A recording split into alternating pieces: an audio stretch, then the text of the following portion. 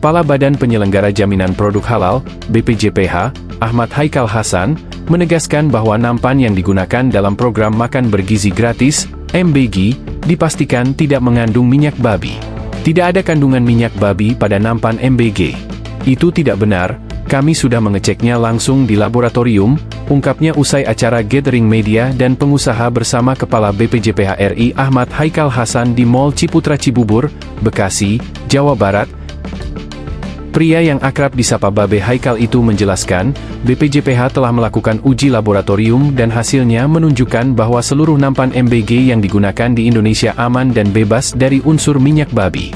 Ia menegaskan, kabar viral mengenai nampan MBG yang mengandung minyak babi merujuk pada produk impor dari Cina, bukan yang digunakan di Indonesia. Jadi ada kandungan minyak babi tapi itu digunakan di Cina. Yang digunakan di Indonesia, MBG, tidak mengandung minyak babi, sambungnya.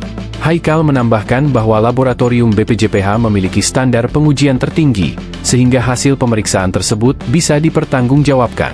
Jadi bersih ya pada nampan MBG. Tidak ada minyak babi di nampan MBG, ujarnya. Bahkan ia berani menjamin kebenaran informasi itu 1000%.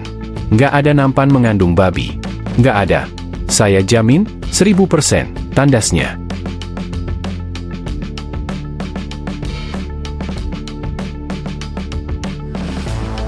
Download Tribun X sekarang, menghadirkan lokal menjadi Indonesia.